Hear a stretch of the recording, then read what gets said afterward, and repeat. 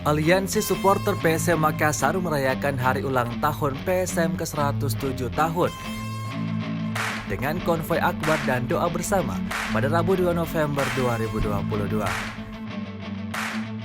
Aliansi ini terdiri dari 11 kelompok supporter PSM Makassar, yakni Laskar Ayan Jantan, Red Gang, Komunitas VIP Selatan, Komunitas VIP Utara, Komunitas VIP Utama, PSM Fans, Kurva Sotma Towangi, Dottoro Supporter, Punggawa Eja, Ramang Mania, dan Gue PSM.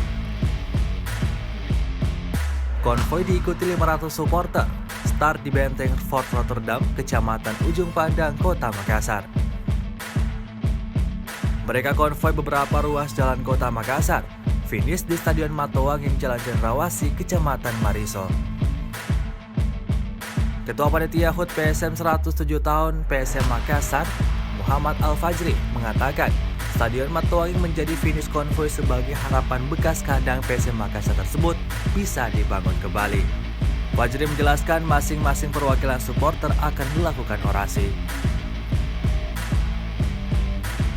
Dari Stadion Matoanging, aliansi supporter PSM Makassar akan menuju bengkel supporter di Jalan Beruang untuk gelar doa bersama. Doa merupakan puncak kegiatan, akan dilakukan juga pemotongan tumpeng.